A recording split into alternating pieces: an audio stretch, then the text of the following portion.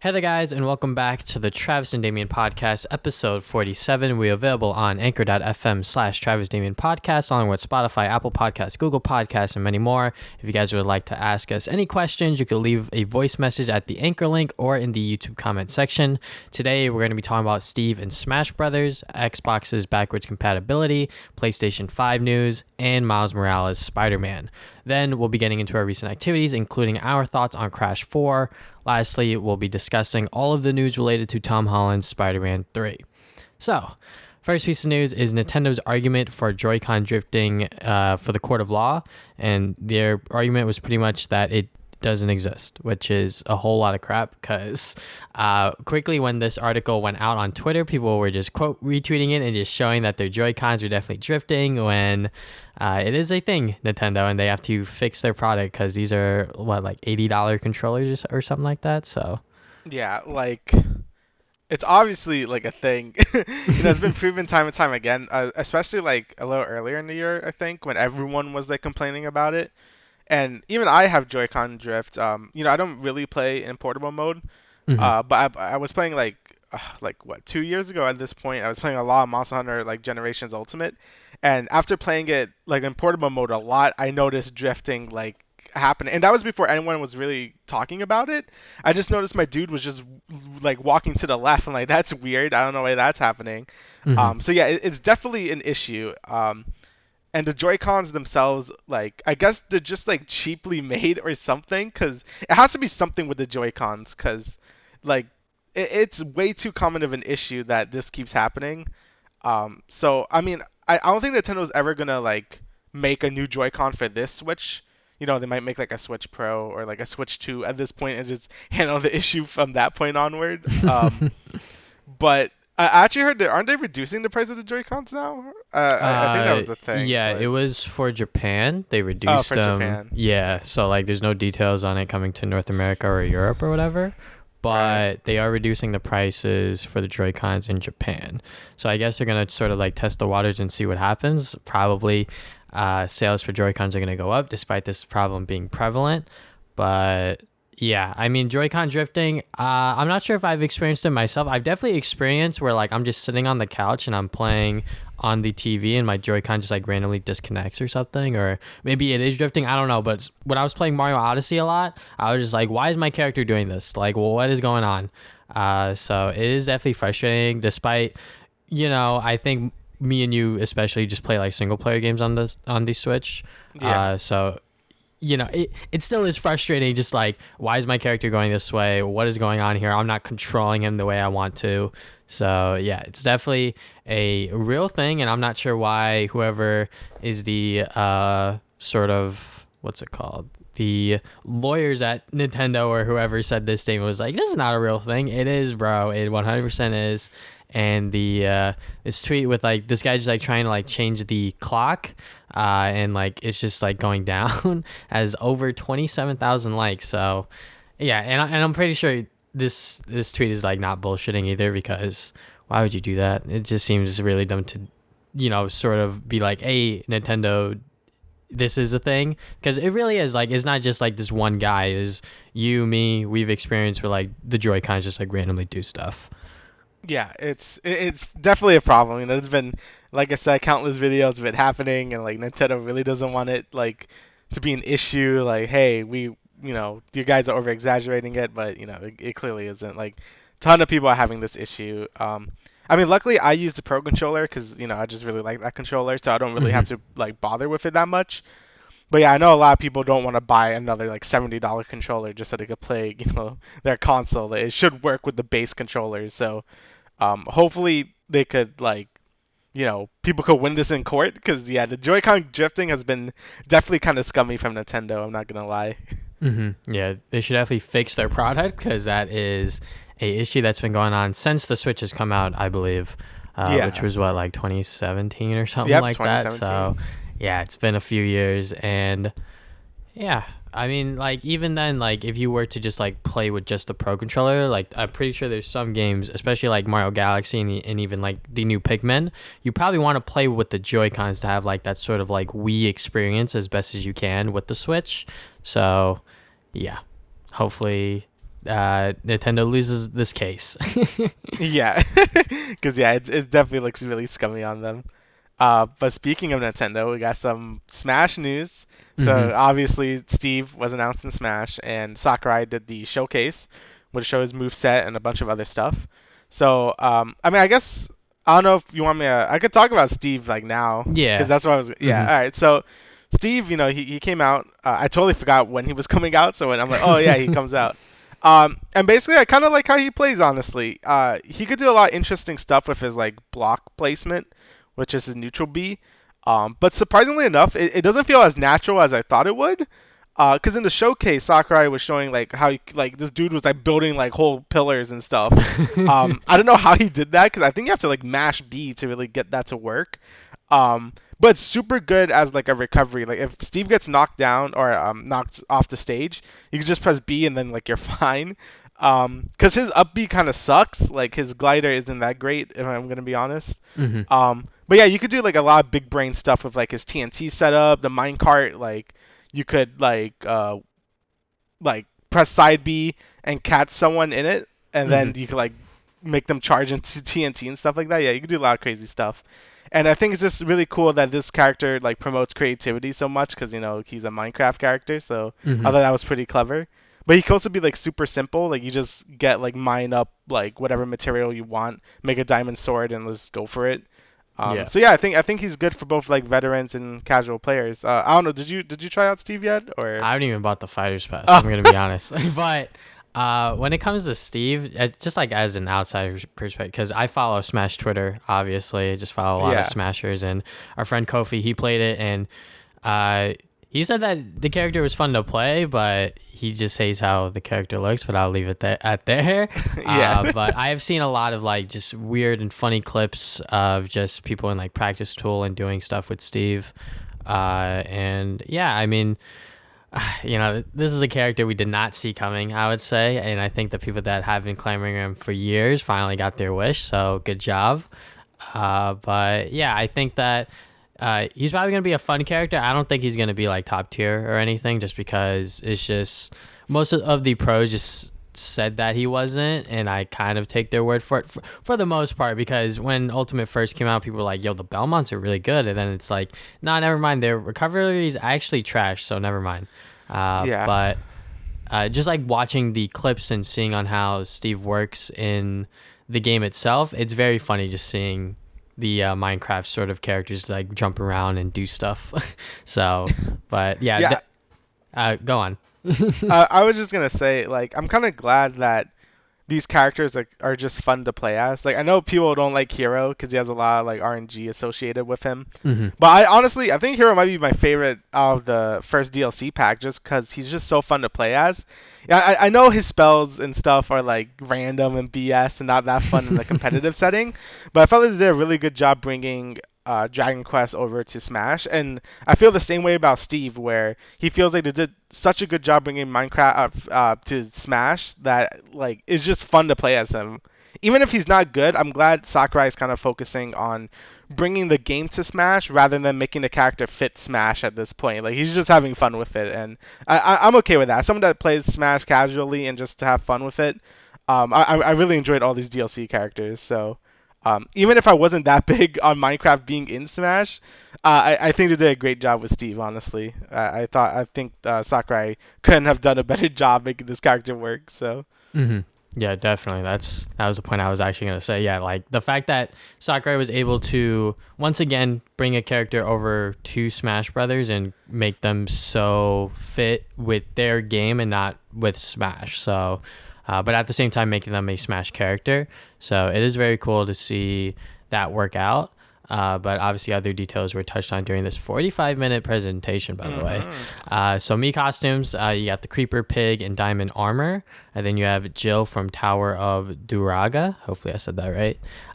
Then the Bomberman outfit and My Travis boy. Touchdown. Yes. Yeah. So those two are definitely very cool additions. They're not going to be full characters now, unfortunately, because that's just what usually happens when they become me costumes.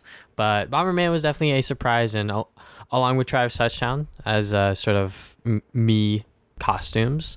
Then new amiibos coming 2020, Banjo, Byleth, and Terry. So, But overall, I thought that this presentation was fine. It really did show what Steve is capable of. And now that he is in the hands of the players, it's always fun checking Twitter and seeing what new tech people are coming up with. So, Yeah, people come up with some crazy stuff. all right. So next piece of news is Xbox explained their backwards compatibility for the Series X and Series S. So this backwards compatibility is taking advantage of the next-gen hardware to its full potential. Auto HDR, which means the games will look better for the shadows, lighting, etc. Increased frame rate for select titles, which is very good.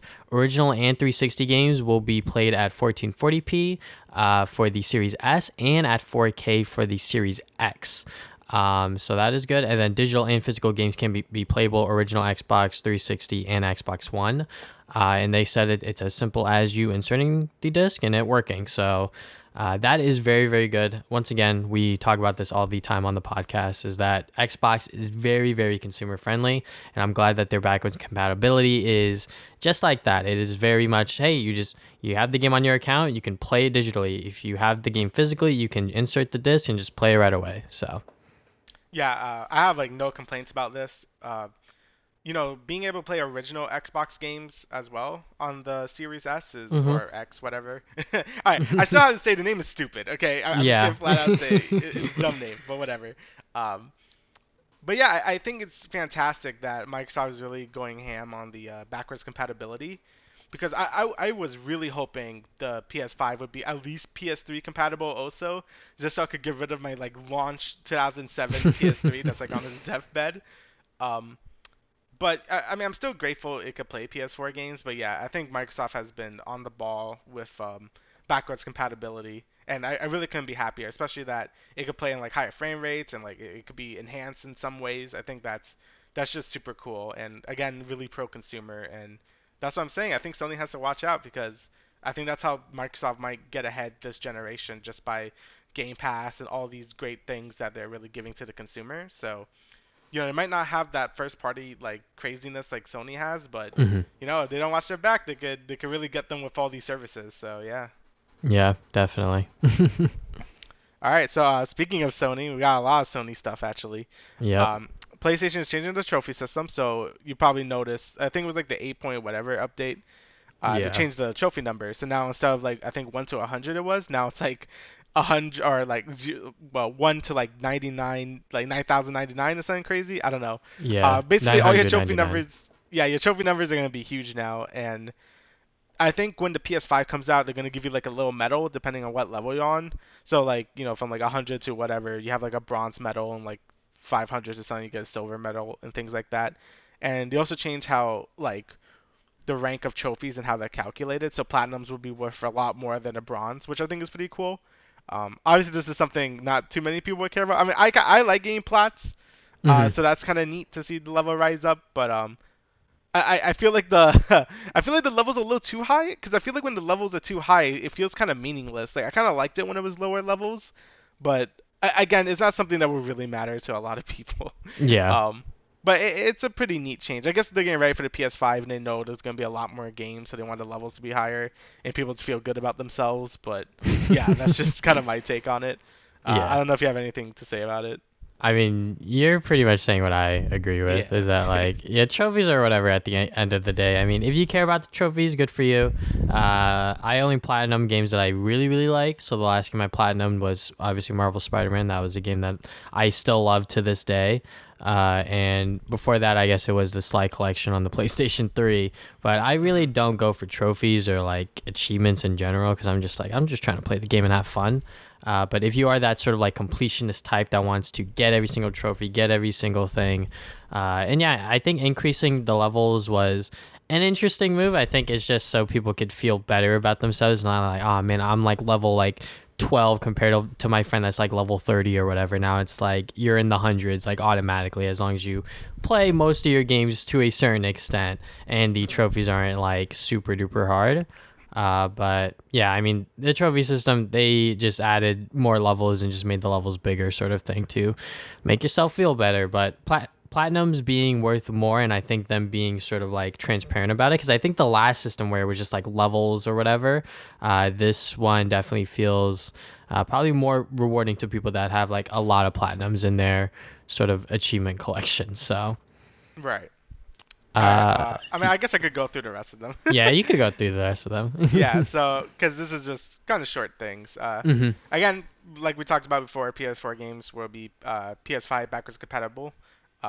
Only 99% of the library, so it's games that you won't care about. It's like Afro Samurai or something like that that you won't be able to play. I mean, I guess it kind of sucks you can't play 100% of your games. You know, there might be like one game you can't play just because it's like super obscure. But I think Sony did a good job getting like most of the games, or basically again 99% of the games, to work on the PS5. And it's gonna hmm be games you care about. You know, let's be honest. You're not gonna care about like Afro Samurai not working, right? It's also gonna improve frame rates and load times, and you could transfer your saves as well. And some games are saying that they will have like big game boosts. So Sucker Punch is going to be adding 60 FPS to like Ghost of Tsushima, and even faster loading times. Like it Yeah. already loaded in like 2 seconds. So yeah, that's crazy. So again, like I said with Microsoft, I think it's really neat that the whole game boost thing is super cool. Cause and I'll talk about it when we talk about Crash, but I have a base PS4, so hmm Crash kind of ran like not as good on a base PS4 compared to a Pro. So it's gonna be cool to maybe play that game again with like 60 FPS and hopefully faster loading times. As again, that's another complaint I had with that game. But yeah, I think it's cool that you're basically getting a free PS Pro Plus at this point if you want to play your PS4 games on your PS5. So Yeah. yeah. The boost function I think is very interesting, and I think a lot of the first party PlayStation worldwide studios are going to take advantage of this. So the fact that Sucker Punch were able to come out and be like, yeah, the game will be now at 60 FPS and even faster loading times is very, very cool. And I think Insomniac Games is doing something similar with the original Marvel Spider-Man, just in case if you can't get the remaster. So that's going to be very neat as well. But yeah, faster loading times, improved frame rate, 99% of the library. I think that as a Sony sort of consumer, this is sort of like what I expected. It doesn't exceed it, but it doesn't go below it. So I have no complaints here. Obviously I want PlayStation 3 and, all of the PlayStations on the PlayStation 5, but what can you do? They want you to get them digitally or whatever. So Yeah. Unfortunately. yep. All right. So the last, like, I guess smaller thing is the PS5 teardown. We also have Where the they, UI after. yeah, and the UI, but I feel like that's a little bigger than these Yeah, three. yeah, yeah. But yeah. So the PS5 teardown, they basically just took apart a PS5 and just showed you what was inside. It was funny because a large part of the console is just like the heat fan, like just a giant ass fan, so it doesn't overheat. So that was pretty hmm cool to see. But I think the thing that people are really excited about is the face plates. You could like take them off really easily, and you like put them anything you want. So it would be cool to get like custom ones made and stuff like that. Uh-huh. You could get also when you take it down, like the plates, there's just like one screw to add an extra storage compartment thing.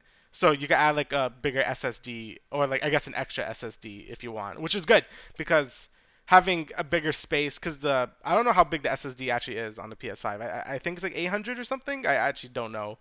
But having that extra compartment for space and adding your own expansion so easily in there is very appreciated, because you just like they showed, it's very easy. You just take out the plate, unscrew like one thing, and then you could plug in whatever like SSD like extra storage you want, which is super neat. I think Microsoft is doing something like that too with the Xbox Series X, where it's like almost looks like a memory card you like plug in there. They're hmm using like a different one. Sony's using a more traditional, like I guess like you could use like SSDs or whatever. But yeah, that was the most exciting things for me. And then they showed all the technical jargon and all that stuff. So yeah, for me that was the most important parts of seeing this like teardown. Yeah, the teardown video was interesting to see because he's literally just taking it apart. So being able to see everything inside of a PlayStation 5, and I don't think I need to say this, but don't do this to your PlayStation 5 if you get one. Oh yeah, yeah. Don't actually like really go in there. Yeah. Yeah, but definitely the big fan because I'm pretty sure when people were, or when the Sony employees were making the PlayStation 5, it's like, we can't have a red ring of death because Microsoft, despite that happening to them during that generation, it didn't necessarily hurt them because people were still buying Xbox 360s and still enjoying that console. But I think a lot of people definitely went to PlayStation 3 because of the red ring stuff. But yeah, them just taking it apart, you get to see literally everything. The faceplates being able to be taken apart, or not taken apart, but just swap them out for a different one if they make different colors, or someone's making them online with like a custom skin or whatever. So yeah, definitely very cool to see everything inside that you'll be getting when or if you get a PlayStation 5. So yeah, and I think when it comes to the last two generations, this one and uh, the next one, PlayStation 4 and to PlayStation 5, is that when the PlayStation 4 was sort of like being showcased, they were talking about on how like the consoles are going to be like just like gaming PCs or whatever sort of mumbo jumbo they were spewing. But I think that this generation upcoming for the PlayStation 5 and Series X is definitely going to be very much like PC because of just how much they're sort of emphasizing like 60 FPS and sort of just like that sort of thing that comes with like the PC, I guess, sort of market. Is that like when you get a PC and you going into PC gaming, is that you'll be able to play these games for probably cheap because of Steam summer sales and other websites that you can get keys from, and a lot of the games being free to play as well, but also the 60 FPS and actually having like that sort of high frame rate. And with the PlayStation 4, a lot of like the exclusive games were locked at 30, sadly. So hopefully for this generation, most if not all of the first party games are going to be at 60. I hope. So Yeah. this Like, oh, yeah, go on. no, you go. I was just gonna say, yeah, I hope all the games are 60 because 4K really doesn't matter to me. Like, Mhm. not at the moment. I don't even have a 4K TV, so it wouldn't even matter. So I think 60 FPS at 1080p is like the perfect thing they could touch right now. Mhm. So yeah, I'm glad that all their first party games, or at least the Sony is like really aiming for that. Mhm. So yeah, I hope we could keep this up, and I think the PS5 seems very powerful for like what you get. Like that seems like a nice mid-range like PC at this point. Or honestly, it's like on the higher end of PCs right now until the 380s really start coming out for PCs and stuff. So Mhm. yeah, I definitely think Sony did a good job. Obviously, they're probably making a loss out of this, like the Yeah. PS4 did. Mhm. But yeah, I think the PS5 and Xbox Series X are really gonna be a lot more relevant for a while, at least with PCs, you know. So I'm Yeah. just happy with 60 FPS. So Yeah, and I think by the end of the PlayStation 5 and Series X era, there's definitely going to be a lot more people with 4K TVs, maybe even including you and I, just because 4K TVs are becoming a lot more reasonably priced. hmm So, yeah, because I remember when like 4K first started coming out, like if you wanted a 4K TV, it was like at least 1K, but now it's hmm like half of that. So, definitely very, very cool. And the last Sony thing we got to touch on is the UI, yeah, which I think looks pretty good. yeah, And I actually watched a reaction video from the Black Hokage, shout out to him, before I watched this individual 11-minute video where they broke down the UI. But yeah, he said that less is always more, and that definitely goes with the interface. Because I will say, when Xbox 360 started changing up their interface from like the sliders to like the new dashboard with like the avatars, and then they started like adding like the blocks or whatever, like they just kept adding stuff, but like it just made it more cluttered and more confusing to sort of navigate. And whenever I see my friend James like navigate through his Xbox One, I'm like, what the hell is going on? There's an ad in the corner. What the hell is that about? yeah. But yeah, like definitely with the way the PlayStation 5 UI looks, very small squares, sort of like just like with the PlayStation 4, but just smaller, much more sleeker, and a lot more simpler. So yeah, what do you think of the UI look in general? Yeah, I thought it looks clean. I like it. Obviously, there's a lot of features Mm-hmm. that they went into which are like really exciting. But for the most part, yeah, I think it looks good. Definitely they're going away from how the PS3 and PS4 looks with the whole like really big slide thing they've been doing. You know what I mean with the Mm-hmm. PS3 and 4. They still have that, but it's not as like prevalent, I guess. Like it seems to have like more to it, I guess. I don't know. It's kind of hard to say, but yeah, I think it looks sleek. I think it looks good. And then they went into the features, which I think is what's really selling people on the UI, Uh-huh. which is like the in-game like goals and guides and stuff, which like show up as like cards or whatever. So whenever Yeah. you press the PS button while you're in the game, you could sort of see what activities you have to do in a game. So it showed, for instance, it showed Sackboy, the new Sackboy game. So you can see how much progress you made in a level. And from the UI, from the PS5 UI, when you press the PS button, you could click on the little card that shows the level name. And it would, if you click that on the PS UI, it would take you directly to that level in game, which I think is super neat. And when you go in there, it tells you how long it would take to complete a certain level to 100%. So in that case, so like 10 minutes left to like complete everything in this level. And the other really cool thing is that they have in-game guides to tell you like how to get certain collectibles if you're like stuck. And I think that's really neat. Unfortunately, I don't think that's going to be used by like anyone but first-party games Hmm. because that seems like a lot of work to like program.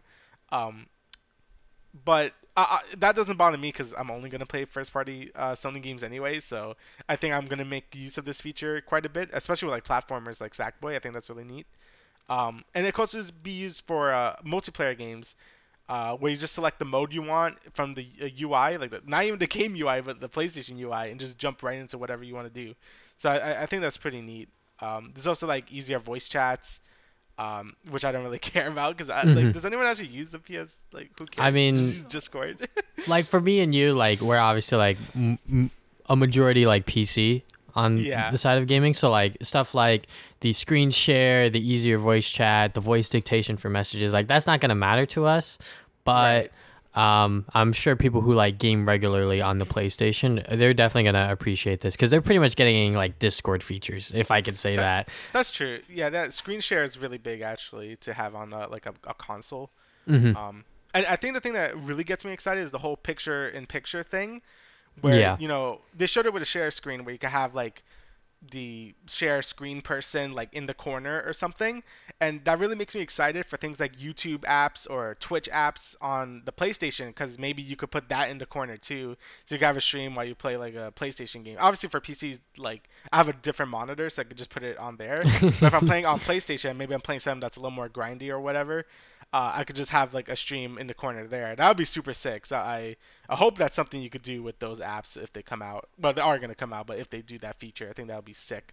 Hmm. And that's all thanks to I guess the more RAM the console has. So yeah. Um, Yeah.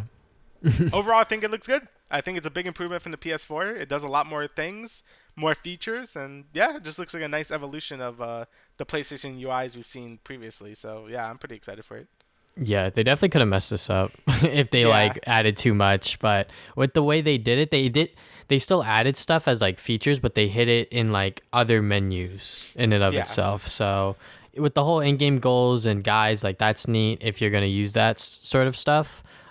So like if you're trying to like 100% Sackboy's Adventure, they got guides for you. So that is very cool.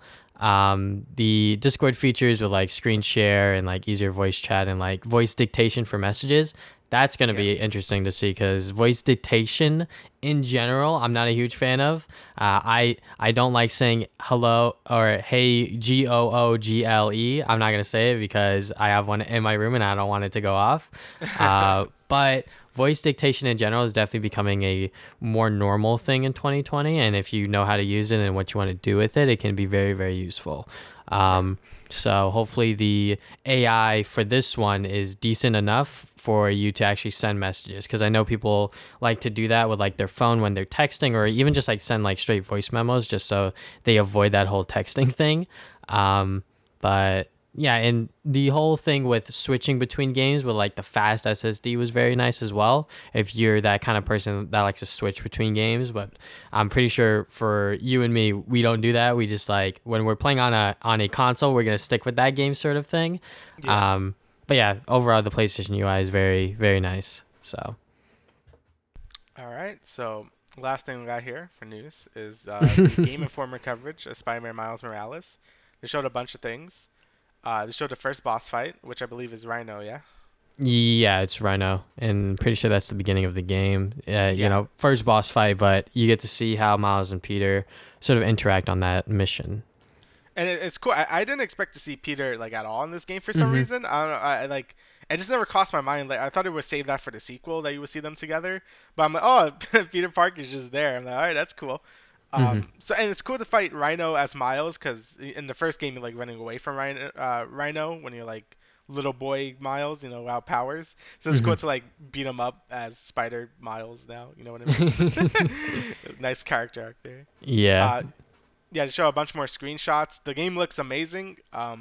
Obviously, like the UI and stuff, like the game still looks like Spider-Man 2018, which shouldn't surprise anyone because the game has only been made in like what 2 years or something. Because like Yeah. the first game came out in 2008 and now it's coming out now, so it really shouldn't surprise anyone that they're using like a lot of UI and stuff from 2016. But the game looks fantastic. Like Hmm. it's beautiful. Like the way Miles swings around still looks amazing. I'm very excited for it. And of course, they showed Spider Cat, that nice Yep. bodega cat there. Apparently, it could like attack with you, which I did not expect. Yeah. I thought it would just be like a side quest, but at the end of that little trailer they showed, the cat can like attack the enemies. It's crazy. Yeah. So I'm pretty sure a lot of people sort of like skipped out on the article part of the cat suit thing, cat attack, Yeah. but it is like a special move dedicated for the suit. So just like in Marvel Spider-Man, the 2018 game, when you would unlock a suit like the Iron Spider suit, you would get the Iron Spider arms. Yeah. But I'm pretty sure after you finish the game, you could like swap around like different suits and different powers. So I'm sure, once you finish the game, you could probably just have the Bodega Cat with you and just have him be part of your finishers, which is going to be very cool to see. But all of these screenshots, all of the gameplay that we've seen so far, the stealth gameplay, the swinging gameplay, all of it, really, really good. I am still super duper excited for this game as a massive Spider-Man fan that me and you are. I'm pretty Hmm. sure we are both very, very excited. And like if I were to play this on the PlayStation 4 because I wasn't able to get a pre-order or I just didn't have the money to get a PlayStation 5, I would still be very excited to play the game regardless. I'm just getting it on the PlayStation 5 because that's going to be the best version of the game. So just like when people were buying Switches just to play Breath of the Wild, that's what I'm doing with Spider-Man. So Yeah, basically. but the article bio that they put out for Miles, his like character and like his legacy within the comics, like it's all very accurate to like his original story that was told in 2011. If you want to read that, look up Ultimate Comics Spider-Man 2011. It's 28 issues by Brian Michael Bendis, who is the original creator for Miles Morales. And the legacy that they talk about in the article as well, his all of his powers. Like this is like this version of Miles that Insomniac is making is very accurate to that sort of portrayal of him, which I'm very, very excited about. And people need to like realize that Miles is still a very young character for comic book standards because he's not even like 10 years old yet, I think. Like he was created in like the early 2010s. So yeah, very, very exciting to see him sort of have this rise in popularity thanks to the Spider-Verse movie. And also the fact that he's just Spider-Man but black, and also he's very different from Peter as well. And the music that they were using, especially in the stealth section, being much more sort of like hip-hop based, I like. It's very subtle, but it's not sort of like over blasting your ears. So I'm glad that they are pretty much fully embracing Miles as a character and being very faithful to him. So, and every single time they release another screenshot of just Miles with like that fade and people are like, yo, he got the cut. Like it actually looks, because like the amount of times in like games where like they have like black characters and like the hairline's messed up or something's messed up about his look, I'm just like, yikes. Like, but Insomniac Games is being very, very respectful to this character, and I'm very, very happy about that. So yeah, that's enough of me. Is there All anything right. else you would like to add to that, or No, I think that's everything. I'm just excited to play the game at this point. okay? Last piece of news is sort of just like something that we just want to talk about real quick is Greg Miller.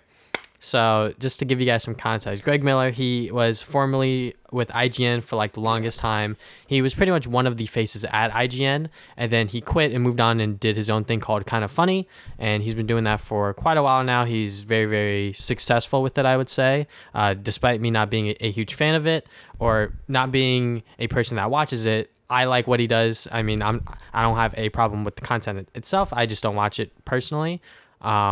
But yeah, he hits like a lot of industry people just because he's been in the scene for so long. And recently he dropped a tweet, and I will read it in its entirety. I hate PC gaming. There is no visual size performance benefit I can think of that makes the hoops and FAQs you have to jump through worth the headache for me. Hey, I worked perfectly last night, but this morning, go fuck yourself. I'm glad you like it, and it works for you.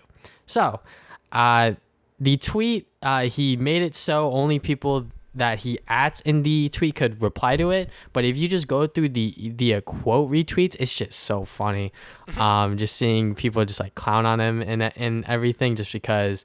So my stance on this is that like the performance, I mean, like there is no visual difference, but I think the performance difference is probably there for most PC games. Like if you have like a really good high-end PC and a PlayStation 5, you're probably going to want to play it on the PC because there's probably going to be more customization you can do with the PC version. You could have higher frame rate, higher graphics, everything like that. But I guess just with him, he's just very unlucky when it comes to PC gaming, and like his stuff crashes and like it just doesn't work for him, which is fine. But just to say you hate it and in its entirety is kind of weird in my opinion. But Yeah, I think just saying there's no performance benefit just sounds really like ignorant.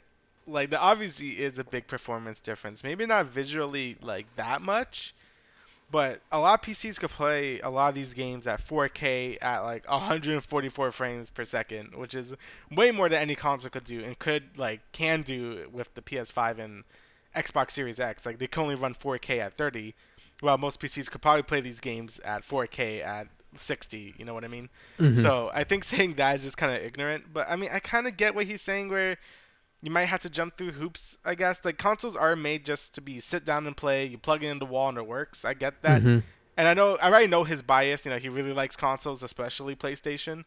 Um, but I think PCs nowadays are really easy to build. Plus, you could just buy pre-built at this point. Like there really aren't that much more than buying it or building it yourself at this point. So like yeah, like PC gaming is the most accessible I think it's ever been, mm-hmm. especially now. Like maybe in the early 2010s you could have said that, but nowadays I think PC gaming is just like really easy to get into, and the performance difference is large. Again, you could just say I prefer consoles. You don't have to like make up weird excuses to me. And I'm not even like a full PC gamer. Like I love my PC gaming, and I will usually play third-party games on it because it's like really convenient for me. But I still Mm-hmm. love consoles. Like I have nothing against consoles or anything like that. It's just I think saying what he just said is pretty ignorant to like just say that. You know what I mean? Yeah, I mean like like it's so yeah. yeah, You know what it's I mean? definitely sort of like out of pocket, I would say. Just like, whoa, bro, like chill out, like it's gaming at the end of the day. You just got unlucky with your whole sort of trying to sort of FAQ yourself out of like trying to get a game to work. I mean, I've had instances where like a game wouldn't work and then it would work all of the sudden, like the Lego Batman 2. I bought that on like a Steam sale or whatever for like really really cheap, and I wanted to play it, and then it just wouldn't work on my PC, so then I just bought the Wii U version, and then all of the sudden the PC version worked, and I was like, well, I guess I'll just have two copies then. And like I still haven't played that game, by the way.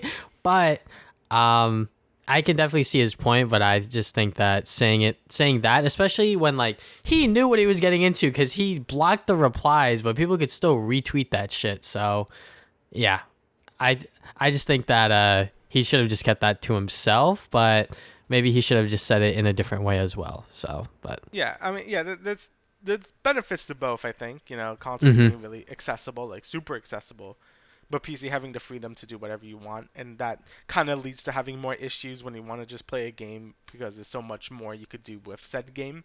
hmm But yeah, at the end of the day, it's just a preference, and I love both things anyway, so it's kind yeah, of like a mute point at that point, you know? hmm I getcha, I getcha. All right, All so right. now we're gonna get into our recent activities. I'm gonna let Damien go first, and then we Yeah. will close our recent activities with the Crash Bandicoot talk. So, go ahead, sir. All right, so I really have one thing because I talked about Smash already. hmm That's Hades. I finished it. I beat the main story. And yeah, I have to say, I think the game, like I said before, it deserves the praise it gets. The story was great. I really love the characters. They did a good job personifying all these Greek gods to like their own personal, how Supergiant wants to portray them. I think they did a fantastic job with that. But I'm gonna go through some negative points, and there's not that many, but I think it kind of hurts it as a roguelite in general, and why I probably won't play that much more of it. because at this point I kind of just feel like I'm done with it, which isn't really a great thing to say about roguelike since you want to play it for like hundreds of hours and never get bored with it. But Mm-hmm. unfortunately, I think I said this before too. I think like having only 4 biomes to go through is kind of lame, and I've been seeing this thrown around a lot, and I do have to agree. You know, and things like Isaac, there's like a ton of different like areas and routes you could go through, so runs could feel a bit different.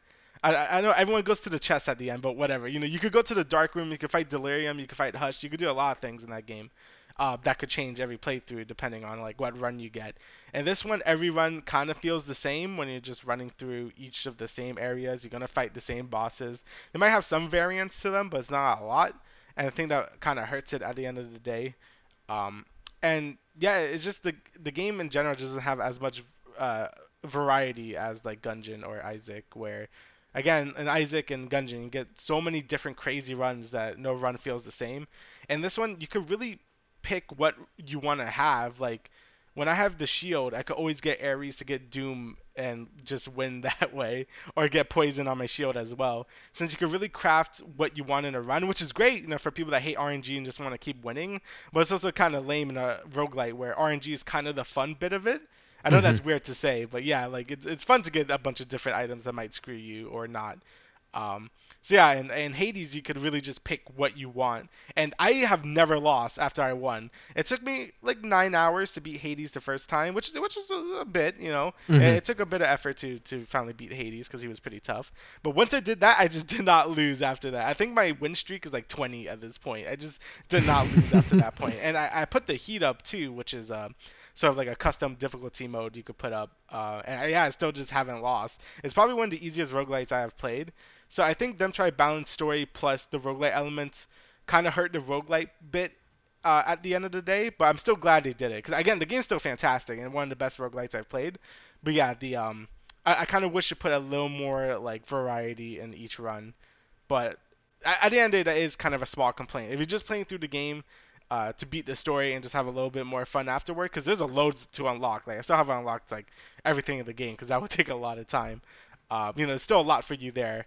And again, I think the progression systems are fantastic. I just wish the variety was bigger, so I felt more incentive to keep playing it. But as of right now, I don't really feel like unlocking more things because each run kind of feels similar. So yeah, I think that kind of kills it a bit. But at the end of the day, I think the game's still like a 9 out of 10. It's fantastic. I hope to put it to more systems besides just the Switch. Like I hope it goes on PlayStation and Xbox at some point because I think a lot of people should play it. And again, I think it's a great stepping stone for any roguelite, like anyone that's really unsure about the genre of roguelite. I think this is a really good introduction because one, it has like a story that you could follow, and if you're done basically. Like if you're like, oh, I beat the story, so I'm done, you could do that. And I think the game is just a lot easier than all the other roguelites out there. So I think again, it's a great stepping stone. So yeah, the game overall it's fantastic, and I loved it. It was probably my favorite Supergiant game. And yeah, that's basically all I had. Besides I, Smash and Crash, so. yeah. That's good to hear. All right. Well, I've actually been somewhat busy with my consuming of entertainment and gaming. So Valorant, been playing some Valorant. The new map Icebox is out, and it's very weird. It's a mid is pretty much wide open, and like the barriers of before each round are very close to spawn. So I've only played on it twice, and I'm still just like, what the hell's going on? Because like it feels like Ascent, which was like the first new map that they did, where like if you lose one person, you kind of lose control of the entire map. So it sucks, but it's just how the game is, and I think it's a lot more interesting than the initial 3 maps that we've gotten.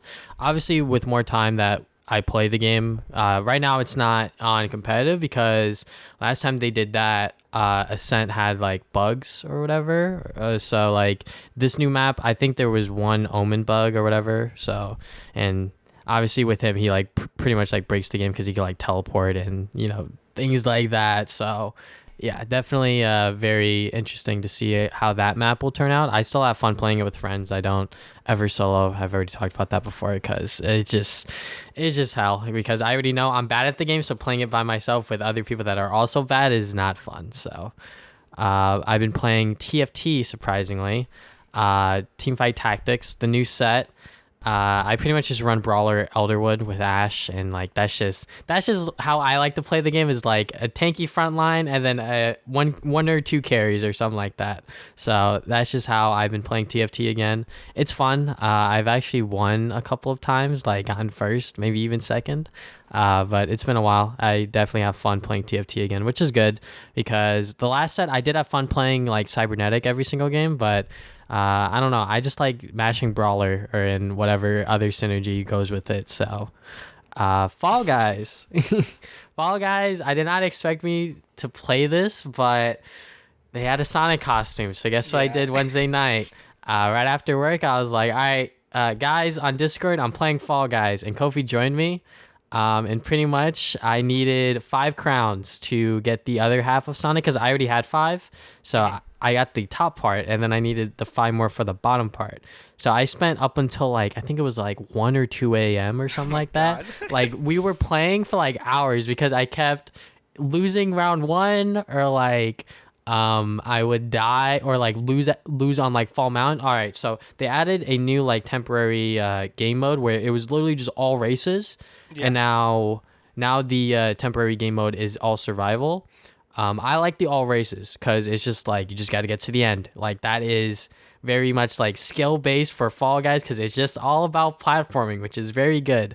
And the one new game that I really, really like is called Wall Guys, which is pretty much you have to climb these walls and there's these platforms that you can move, but when you move them, you're obviously going to help other people get over the wall. So trying to figure out how to platform without moving the platforms as much as possible is very fun and very, very cool. But yeah, I did get the Sonic costume, by the way. Jesus Christ. My next day at work when I was there, I was so goddamn tired towards the end of my shift. But hey, I got the Sonic costume because I don't know when it's going to come back because that costume was only there for a limited amount of time. So I was like, either I do it tonight or I don't do it at all. So thank God I put my hours in because Fall Guys is still super duper fun. When I was playing the mode with just the races, I was having such a great time. But playing the main show where like they have like team games in there, survival games also thrown in there, like obviously like there's variety, which is good, but for me personally, the way I like to play Fall Guys is just all races all the time, no teams, just have to worry about getting to the end. So Haikyuu is back and it is still super duper fun to watch. I love this anime. The second episode that came out was not all that great just because of the animation, because I think they outsourced it to another studio, which sucks, but it is what it is, and I think they just dropped an episode today on Friday, so gonna watch that after we're done here, but so far so good. Then a new anime that I got into is Noblesse, which is the next webtoon sort of Crunchyroll series that they're rolling out. I'm not sure what this show is. I'm not sure if it's a shonen. I know it's like very much like fantasy and like there's superpowers and like vampires and werewolves. I don't even know what's going on. But 2 episodes in, I'm still like okay on it. I'm not like falling in love with it. I know a lot of people are saying like, yo man, it's like really, really good. And I'm like, I don't really see it yet. But that's probably just me. Obviously I'm not like a anime sort of like critic or whatever, but from what I've watched so far, it's okay. I mean, like, every single Webtoons show that Crunchyroll has adapted so far, they're all 13 episodes. So it's not that long, and since I'm following it week to week, it's not going to be, like, that much of a deal for me. So, but so far, it's all right. I'm not, like, too crazy about it.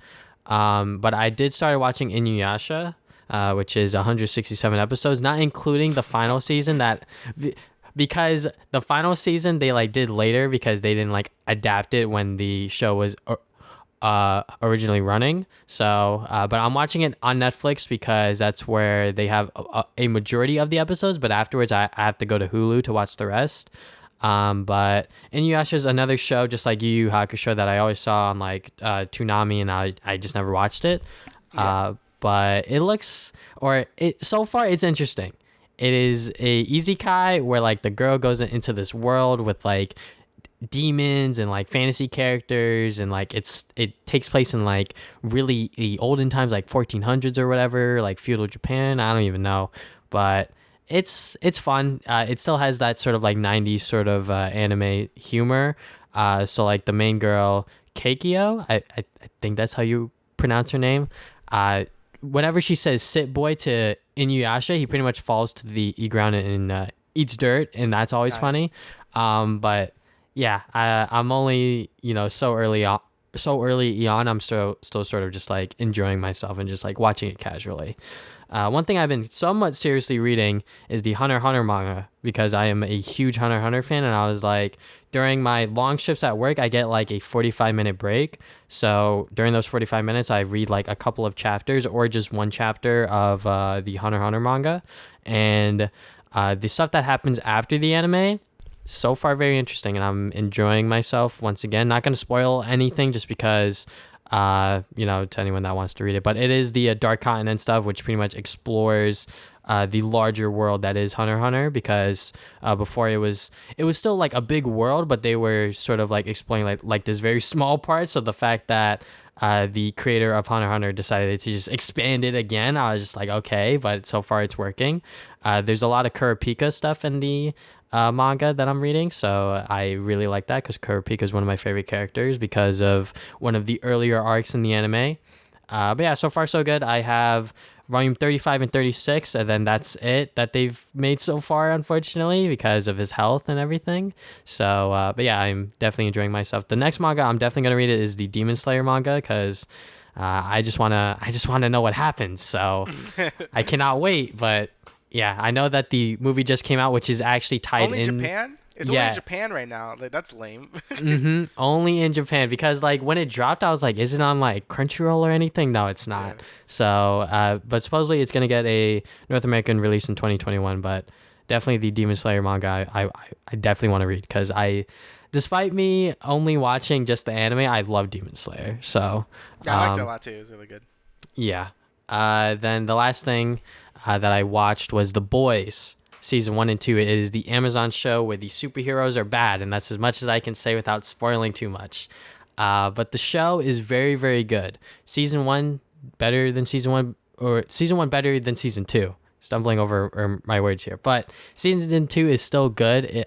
I just think that season 1, because they had like no expectations for the show to be as good as it was, they were just able to do whatever they wanted and sort of they had no sort of pressure behind them. But season 2, it was like, yo, like people love this show, so we have to like not mess it up. And season 2 still has really, really great moments. The reason why the show is so good is not just because the superheroes are bad sort of angle. It's also because of the characters, the world building that they established like as soon as possible within episode 1. And like the politics, quote unquote, that goes around like the drama stuff. Everything about this show is like really, really good, and I really, really enjoy it. So, and it's only 8 episodes each season, so you could definitely binge watch this within a weekend. So, definitely recommend anyone that's a fan of superheroes or just fan of like good TV in general should definitely give this a shot. The whole controversy with season 2 being weekly episodes after they just dropped the first 3 in a row. I understand because episode 3 and season 2 ends on a pretty good cliffhanger, and you're like, I want to watch more, but I have to wait a week. So, but for me personally, I understand why they did it. Is because they wanted to see how it would work with their sort of streaming program because they saw it work with Disney Plus. But I think that they should have done that with a separate Amazon show and not with The Boys that was already established as like you can binge it sort of thing. So, but Right. yeah, that's enough of me talking about that. Let's talk about Crash. So, reiterate what you think about Crash Bandicoot because I already did a video on it and I think my opinion of it is still relatively the same. So, All right. So, I mean, I think it's one of the best 3D platformers I've played in a while, Mhm. which isn't really saying much because there's not that many. But in terms of like AAA platform or AAA like 3D platformers, which again there aren't that many. I think the last one I played was Odyssey, and that was the only other one made. I think it's fantastic. I think the platforming, everything, the level design, like Toys for Bob really nailed it. Mhm. The way the levels were structured, like the theming, everything about the levels were super fun. I think Crash and Coco, I'm the same character, play really well. I know some people might have some issues with like the slide jump and things like that, but I'm not like exactly like a huge like Crash fan. I played Insane Trilogy and that's really it. Mhm. And plus now this game, and I thought it controlled fine. Like I thought it controlled really tight. The double jump felt good to use, which wasn't something I thought in Crash 3 because the double jump kind of felt like trash in Yeah. that game. I know the slide jump isn't really meant like it kind of gives you more hang time when you go through like an edge of a cliff. So I thought that was pretty neat. It made like a lot of the more tight platforms, like platforming sections, like a lot more bearable. But yeah, overall I thought like everything was great about like all the platforming in the Crash levels. Um, and in terms of the other playable characters, Tana was great. Again, Tana kind of just still played like Crash and Coco, but she had a kick and a grappling hook, which Mm-hmm. I didn't change the level design too much, but grappling hook made for some pretty neat like range attacks. And for Dingo Dial, I thought he was also a lot of fun with his vacuum, and he probably felt the most different from everyone just because he was like a big boy, and he Mm-hmm. could like suck enemies in boxes, and there was a lot of neat things you could do with his like vacuum pack. And Yeah. then yeah, Cortex, which I felt like was kind of the weakest character. Yes. Um, yeah, and I'm seeing that a lot now. That I think they could have done more with him. Um, like his levels just didn't feel as good to play as Tana or Dingo Dial or Crash and Coco. He Mm-hmm. just felt yeah he like uh he just felt one note, right? Like you just Yeah. turn the thing into a block or into a jumpy thing, you dash, and that's about it. I think it would have been better to just made him like a shooter at that point. They made it Yeah. more about like shooting stuff. Like I don't know. I feel like there was better ways to do Cortex than what they did here. Cause yeah, he ended up not feeling the best. And I think the thing that triggered me the most about him was his jump. Oh yes. Oh my God. Yeah, like everyone else has like some sort of double jump. Like Tana has a double jump, Crash has a double jump, Dingo Dar has like a hover that kind of goes into a double jump. Cortex doesn't have that, and I feel like his regular jump just sucks. Also, like it's not as good as Crash or anyone else's. So I died so many times because I'm like, okay, I guess I couldn't jump that, Yep. which led to a lot of frustrating deaths. And just like his ray gun could be a little clunky to use. If like, okay, no, I need to change him into a thingy. Oh wait, hold on, I need to change him back into stone or whatever. So yeah, that could he just didn't feel that great to play. His levels were fine. Like I don't hate him, but yeah, he was definitely the weakest out of all the characters. But yeah, I honestly love that this game was just all about platforming. Like there was Mm-hmm. not really that much like filler in there. Like it was all like, okay, this is straight up platforming. You might have a chase sequence or like some vehicle for a little bit, but besides that, it's mostly just platforming, and I love that. That's why I thought Crash 2 was my favorite out of the original three because it was just mostly just platforming, which is what I love. I love the Crash corridor platforming a lot, and I'm glad Toys for Bob really nailed that with this game. Um, which like yeah, Crash 3 I just wasn't a fan of all the different vehicles and all the other gameplay modes. I thought they should just focus on the platforming, and I'm glad they did it for this game. Um, and yeah, I just think the game just looks really pretty too. Like it is just a Mm-hmm. very gorgeous game. It runs at 1080p no matter what console you're playing on, which kind of like limits it from the PS4 I'm sorry, PS4 base version, which is what I was playing on, as the game apparently runs at an unstable 30, where it goes from like 40 frames to 30, which is not good. I would have preferred it to just be a stable 30 at that point, because there was a lot of points, especially in the beginning. I'm like, oh, this doesn't feel good. I got used to it, but I'll say definitely either play this on a PS4 Pro or Xbox One X, or just wait for next gen, because I think playing this game on a base PS4 or Xbox One can feel a little weird, just because it's not a nice smooth 60 FPS like the game clearly intended it to be. Um, but yeah, but besides those issues, like that's really the only two issues I could have besides 100% completion, which sucks. Don't go for that.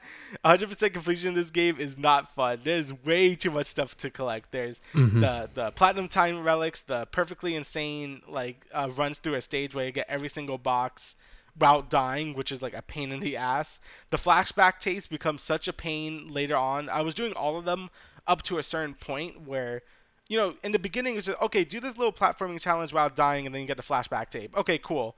That was fine. Now the game is telling you do this whole like the last level while dying, and then you get the tape. I'm like, that's mean, man. And the flashback levels are very really hard, and then like, all right, do this hard thing, then you can do a harder thing. I'm like, all right. um, and again, I don't think that's really the fault of. I'm not gonna knock points for that. Um, but just playing through the game normally, it was a fantastic experience. I thought the levels were really crafted well. They all had really nice gimmicks to them. Some of my favorite levels were the one where you were like in like this New Orleans type thing, where it's like skeletons with like trumpets and all that crap. Like it was really pretty, like all neon lights and stuff. Mm-hmm. And the other level I really liked was when you were in like this alien planet. I just love how that level looked. It looked fantastic. But yeah, overall, I thought the game is a fantastic 2D platformer. There's tons of things to do. I think it's worth $60. I know some people are saying, "Oh, I'm not gonna pay 60 for a 3D platformer," but I think that's dumb because I think this game offers a ton of content, even if I think it's a little too much content at times, because it could feel a little tedious. But yeah, overall, I loved it. I thought it was a fantastic game. Yeah, I mean, definitely a really, really good 3D platformer. $60. I still think it should be like 50, but that's just me. Right. I think Crash 4 was a really good follow up to the original trilogy, if you want to call it that, after all these years. And yeah, like overall, the other characters, like I obviously showed very much of a agreement that Cortex levels are really bad. I Right. and I kind of kept it PG in my review where I was like, I hate these levels. No, guys, I really hate these levels. Like every single time I had to play as Cortex, which was 2 times, I believe, I was just like, get me out. Like it feels so bad not having a double jump and like the way he moves, the gun where you literally have to be like picture perfect to like shoot the thing you're trying to shoot at. Because like honestly, if the bullets curved or like there was auto aim, like that would have been a little better. But the fact that you have to like be like pixel perfect if you want to like shoot the box or like shoot the enemy to turn them into a platform, it was just really annoying. And like the fact that he's the last character you get to unlock to like play as, and he doesn't have a double jump really sucked. I think that if we were able to play as him earlier, it might not have been that bad. But even then, like the Cortex levels are just really, really just annoying to play as. The other ones, Dingo Dial, I thought it was fine. Tana was fine. The Crash and Coco levels are obviously the main meat and potatoes, and those were fun as hell. Good platforming, and like you said, the difficulty for this game is honestly kind of insane the Yeah. later you get into the game.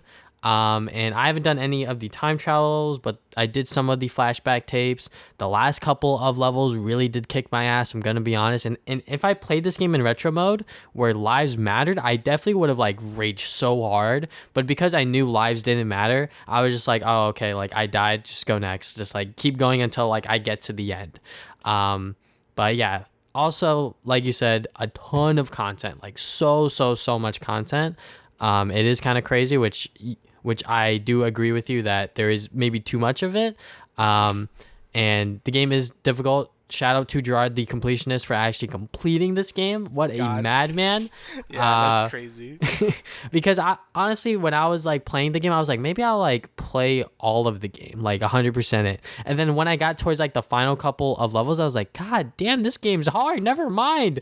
And like, there's just so much you have to collect for. Like, one thing I did like was definitely the skins, the fact that they were rendered in game for the cutscenes. Like when I Yeah. had the retro skins, like they would show for the cutscenes. That was very, very nice. But yeah, if I were to like complete the game, I would definitely just go for all of the skins. But that's about it. I'm not going for like all of the gems, all of the time trials, all that stuff. Like that just seems a little much for me, and I might lose my mind in a lot of hours in the process. So I'm not sure if it's worth it. But yeah, overall, Crash 4 is definitely very, very good. Highly recommended to anyone that is a platformer nerd and anyone that actually enjoyed the original Crash trilogy on the PlayStation 1 as well. But yeah, overall, yeah, Crash 4 is super duper good. I'm not sure if there's anything else I need to really say that that hasn't already been said by both of us, but yeah. Yeah, I really enjoyed it. Go buy it. It's really good. All right, so last thing we are going to talk about is the Spider-Man 3 news for Tom Holland Spider-Man 3. They just started filming it a couple days ago, so I'm pretty sure stuff is still being finalized or whatever, and you know, news is still going to get out about this movie because it's a Spider-Man movie, so it's probably going to be very, very popular and probably very successful, whatever they do with this Spider-Man movie. So we'll try to take it a bit slow and try to go through one by one. So the first thing is actually not the article. I just want to know, like, what do you expect from like a Spider-Man 3 after the end credits scene? So like, we're gonna spoil Far From Home and Homecoming, by the way, just in case if you still want to watch those movies, because we are going to spoil them just so we could talk about this a little easier. So yeah, spoilers once again for Far From Home and Homecoming. So after the after credits scene from Far From Home, where did you expect this like Spider-Man 3 to go in? honestly, I have like no idea. Like after that last scene, I was like, oh man, what are they gonna do? I don't even know. Since Spider-Man has always been in a weird position, even in the MCU, where I'm like, I don't know what they're gonna do with this character. Every movie feels like they could just do something drastically different. Um, and especially with that last scene, I'm like, is Spider-Man just gonna be like on the run or something, or is everyone Hmm. gonna get him because they know he's Peter Parker? Yeah. Um, and I just wonder what they're gonna do. I mean, I still don't think Mysterio is even dead. Like, I mean, that's my own theory. I don't think Mysterio died. Like, he might have done some weird illusion stuff. Uh, but yeah, I honestly have no idea where the next Spider-Man is gonna be even going. So that's why they've been throwing around a lot of things with like all the things we're gonna talk about later about like what they're gonna do with Spider-Man 3. And I'm like, okay, sure, because I honestly have no idea what they're gonna do. I mean, actually, knowing what we know, maybe like they're gonna do some weird stuff where maybe Peter goes to a different like timeline where people don't know, so he can fix things. Like I don't even know. I don't know what they're gonna do. Yeah, definitely. Going into Spider-Man 3, I wanted this movie to be just about like Peter Parker sort of trying to like figure out on his own like what he has to do while the entire world knows that he is Spider-Man. Yeah. So I definitely wanted a movie where like he was on the run or whatever, because I think that would have fit a lot better, because a lot of people label this Peter Parker as like Iron Man Jr. and like he's not really Spider-Man, which like there are elements to him that aren't exactly like other iterations of Spider-Man, but I think that's fine, because when you stick so like concrete to the original character, it sort of gets boring and stale, and this character's been around for however many years. So but yeah, I definitely wanted him to be like on his own sort of thing, trying to like figure out like how is he going to fix this without the help of the Avengers. But I think because of just how he was placed into the MCU, I think Marvel feels like that he needs this sort of like, Iron Man sort of figure standing over him, being like, you need to do this, or like sort of like needs to look after him, sort of act like that Uncle Ben that they never really talked about in the movies. But yeah, I mean, not knowing where it's going to go is also a sort of like a fair statement, because really, where the hell are they going to go? Because, people know who Peter Parker is. But the first news that broke out after we did the podcast, actually last episode, was that Jamie Foxx is returning as Electro, which I think everyone did not see that coming. No. So what was your reaction? I was like, really? I'm just wondering if they're gonna make him like exactly how he was in Amazing Spider-Man 2, or Hmm. or they're gonna maybe make him more like not like that. I mean, I would prefer them not to make him how he was in Amazing Spider-Man 2. I'm alright with using the same actor, but I'm not too sure if I like what they did with him in Amazing Spider-Man 2. But I really don't know how else he would do it. Cause I don't know. It's gonna be interesting to see what they would do with a Electro. Cause I think like he wasn't even really like the major part of Amazing Spider-Man 2. Like there was a lot of things going on in that movie, to be honest. But Yep. Electro definitely seemed like the more like he was like the major villain, I guess, but like also not really. I don't know. If they were gonna bring back any person, I that would be like the last person I thought, like Electro from Hmm. Amazing Spider-Man 2, and Jamie Foxx. All right. Yeah, definitely a very weird choice. But once we get into the later parts, it'll obviously make more sense. But Yeah. he confirmed it on his Instagram that he was returning and that he won't be blue this time or whatever, which I was like, oh, okay. So they're just bringing him as like the actor to come back. But if you go through, or to anyone that went through that post, they saw that there was this like screenshot of like Tom Holland Spider-Man, Toby Spider-Man, and like Andrew Spider-Man, just like watching a like big Electro image, which I'm like, uh-oh, did he leak something? Is that fan art? Like, I don't know what's going on here, but definitely did not look good, which is why now it's deleted, because I'm sure Marvel was like, hey, yo, delete that now, Yeah. because They're like, what are you doing, bro? yeah, it's like, yo, did you like leak something, or is that just like a fan made thing? I'm pretty sure it was a fan made thing, and like he was just excited to return as Electro. But yeah, I mean, obviously that opened the floodgates to everyone being like, yo, what the hell is Spider-Man 3 gonna be about now? But yeah, And then we get the news that Benedict Cumberbatch is coming in to play Doctor Strange for Spider-Man 3 as well. And in the Hollywood Reporter article, I believe it said that he was going to take up the role of what Tony Stark did and sort of be like the mentor to Peter, sort of give him a sort of guide, which kind of disappointing. But I think that a lot of people who know Doctor Strange, obviously, it's going to be like, oh, the multiverse. So Yeah, I mean, yeah, that's basically. I mean, if what the other rumors are true, then Doctor Strange makes sense being in this movie because yeah, they could do weird like dimensional stuff, like again like Spider-Verse 2 but live action at this point. hmm I mean, I'll also be kind of disappointed if he becomes like the new mentor for Peter because I feel like Tony Stark dying is like the perfect opportunity to make him like grow as a character at that point. Like I didn't mind him having, I guess people always call him like Tony Stark Jr. I didn't mind that because this Peter was a lot younger, so him having like sort of like someone to look up to made sense in like the first in Homecoming, and hmm then he was dealing with his death in Far From Home. I thought that was like a good arc. So him coming on his own as his own person in this movie would have been like a nice character arc for this Peter Parker. But yeah, hopefully they don't actually go through with just giving him a new mentor because I feel like that kind of defeats the purpose of that. But hmm who knows? I don't really know if they're actually going to do that or not. But again, Doctor Strange being in this movie is going to make sense when we talk about the next bit. So Yeah.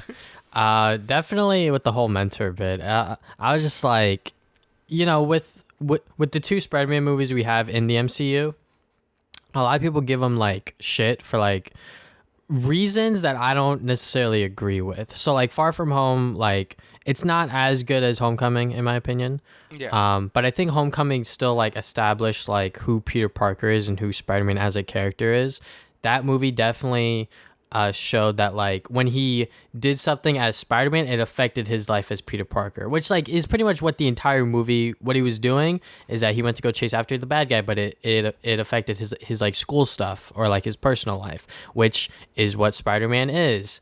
And sure, by the end of the movie, it's not like 100%, like he's not 100% punished for it, but in that time and place he was. And even then, like towards the end, his relationship with Liz was kind of tainted because of how much he was uh, doing this sort of like, oh, he has to do this thing as Spider-Man. And the fact that she doesn't know that he's Spider-Man also just made her want to, push him away, I guess.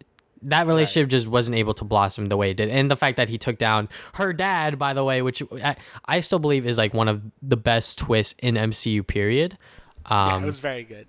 yeah, just seeing that happen play out in theaters, I was just like, what? Huh? Wait, why is he here? I was like, oh shit, oh my god. But yeah, definitely, I think people give the MCU Spider-Man a lot more crap than he deserves. Like, what do you think about like Tom Holland's portrayal of Spider-Man so far? I mean, I like it. I always thought people give it like too much shit. Like also, hmm like, I mean, they all have problems. All the Spider-Man. I think Tobey Maguire Spider-Man just has too much nostalgia now. And I hmm mean, yeah, we grew up with Tony Maguire, so I get it. Like, I have a lot of nostalgia for him being Spider-Man as well. But I don't know. I like Tom Holland's portrayal as Spider-Man, or I guess the MCU's portrayal as him being like hmm more of a younger Peter Parker. Like he's different. Like you can't really compare the two because Tobey Maguire's supposed to be in college and Tom Holland's supposed to be in like in high school. I mean, I guess you could compare him and Andrew Garfield, I guess, but Andrew Garfield's kind of like in the in between, right? Like he was hmm like in high school in the first one, then college in the second one, I guess. I think I forgot. Who cares? Yeah, he I don't. graduated. He Yeah. graduated. He graduated high school, right? Or Yeah, he graduated high school in the beginning of the second movie, but they obviously didn't touch the college stuff because he just right. graduated. So Okay, that makes sense. But I don't know, but I feel like I'm gonna ignore Andrew Garfield because I don't really care. But with Tobey Maguire and Tom Holland, like they're so different, like portrayals of Spider-Man that I feel like it's kind of dumb really comparing them. Again, I know Tobey was, he was in high school in the first movie, and then he went to college and things like that. But he's supposed to be an older Spider-Man, so him kind of being on his own and figuring things out as like just a young adult makes sense. And for this Peter, the MCU Tom Holland Peter, it makes sense that he might need a little more guidance because he's still like really young and try to figure things out. So hmm yeah, I don't get when people try to compare them so hard. Like they're obviously very different portrayals of him, and I don't like it when that like they keep comparing them because they're not comparable. I don't think. but Yeah. whatever. I mean, different versions of any character I think is good, even if you don't like it necessarily. Like, it's a good way to introduce other people to that medium. Like, for example, Teen Titans Go. Like, we don't like that show, Yeah. but it's a good way to get people into superheroes, Teen Titans, DC heroes in general. Like, it's a gateway for younger kids, obviously. It wasn't meant for us, it was meant for a younger audience, but. And same thing with like Spider-Man cartoons, like the ones that Disney have produced, starting with Ultimate Spider-Man and the newest one, they're crap. Honestly, they are so bad. Just because Spectacular Spider-Man was just so goddamn good, but I'll try to not talk about that. But yeah, like I just think that Tom Holland, like when he first had his solo movie in Homecoming, I thought that he was like the perfect Peter Parker. But I could see why people disagree with that just because of just how he is placed in this world of the MCU. But Right. it's just how it is, because they got the character like as they were making like Civil War or whatever, they were like, oh shit, now we got Spider-Man, so let's bring him in. So yeah, it is what it is. But last thing is obviously the biggest thing is that supposedly Toby and Andrew Garfield have signed on to Spider-Man 3 to return in like the final scene, and to like help them stop all of the villains. So this is a Fandom Wire exclusive, which by the way, Fandom Wire, they're not really like a Hollywood Reporter or like Variety when it comes to like their exclusives. So when I see a Fandom Wire exclusive, quote unquote, I'm not going to be like super, faithful to it. But when it comes to the other two I talk about, the Variety and Hollywood Reporter, they're very much like, hey, yo, like we actually have the source. Because this one, they just said they had a source closely involved with Spider-Man 3, which could obviously be a whole lot of BS. But yeah, them two returning, like what do you just think about that? Because I just think that's going to be crazy if they actually manage to pull it off. I mean, I think it sounds really cool. Like they could do like a Spider-Verse type thing, but it's with like these actors that people care about, like Toby. Like Toby's obviously gonna get the most. Like, whoa, dude, what? So yeah, I think that'd be really neat to actually be able to pull it off and make it like work nicely. Again, I don't really know what the plot of this movie is even gonna be. I think once trailers start surfacing, and like as soon as I see Doctor Strange like open some dimensional portal, I'm gonna be like, okay, this might be for real. So yeah, I definitely think it could happen. Again, just Doctor Strange being in this movie just brings up the possibility that it could happen.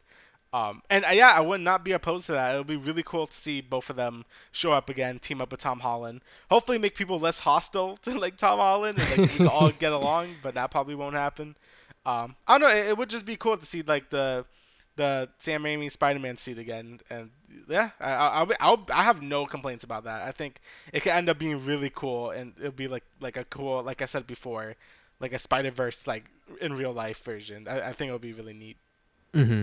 Like, I definitely think that this idea of like a live action Spider-Verse movie, especially with like all of these actors, because Sony has rebooted it so many times, is very, very cool and very, very awesome.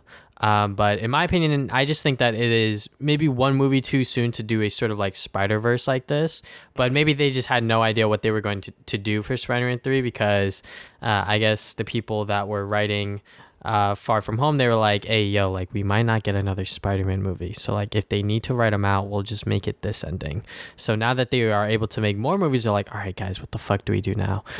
Because we kind of left them in like the void where it's like everyone knows who Peter Parker is and he's Spider-Man, and yeah, so I guess they're gonna do this thing with like Doctor Strange. He's gonna do some like weird shit with the portals, and like probably make it so like people forget that Spider-Man is Peter Parker or whatever, or show that like there's multiple Spider-Mans, so like you don't know if Peter Parker is actually Spider-Man, whatever.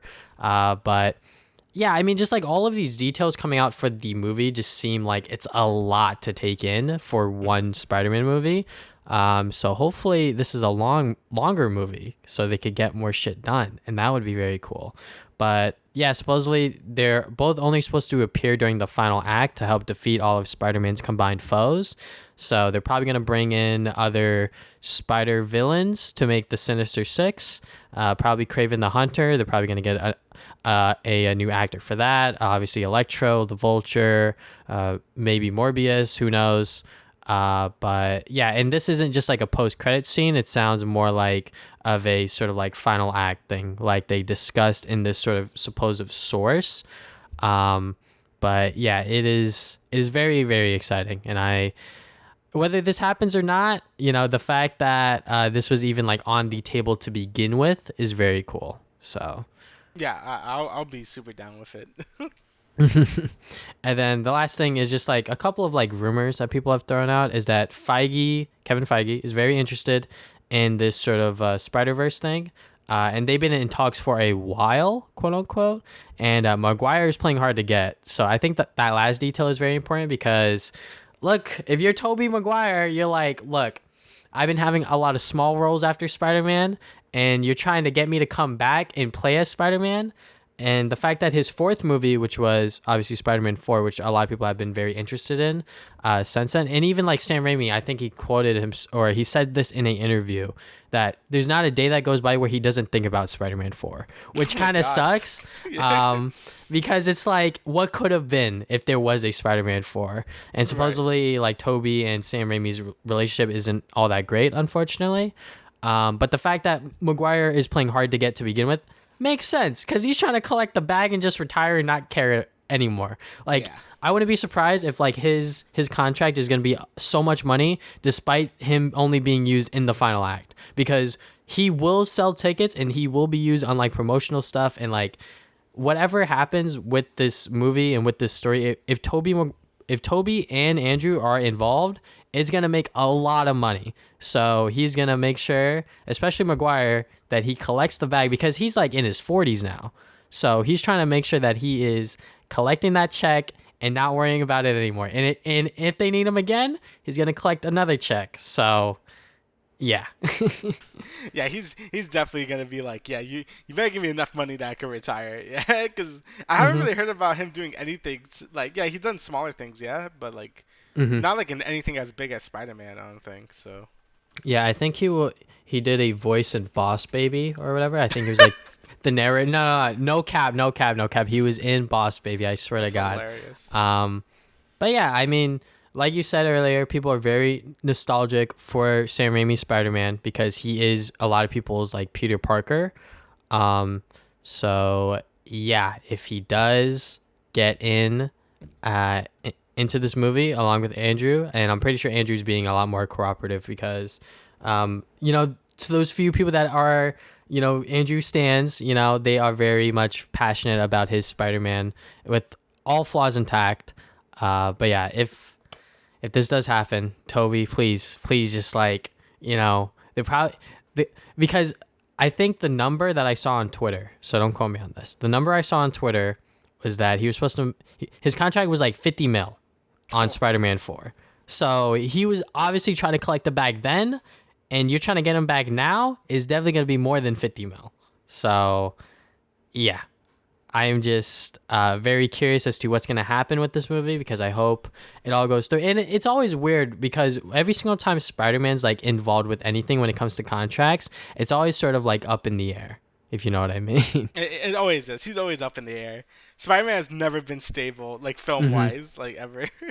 Yeah, any sort of like form of entertainment outside of like the comics, I guess. Like when it comes to the shows, like Spectacular Spider-Man, rest in peace. But God damn, if we got more episodes of that show, that would have been the greatest Spider-Man cartoon show of all time, honestly.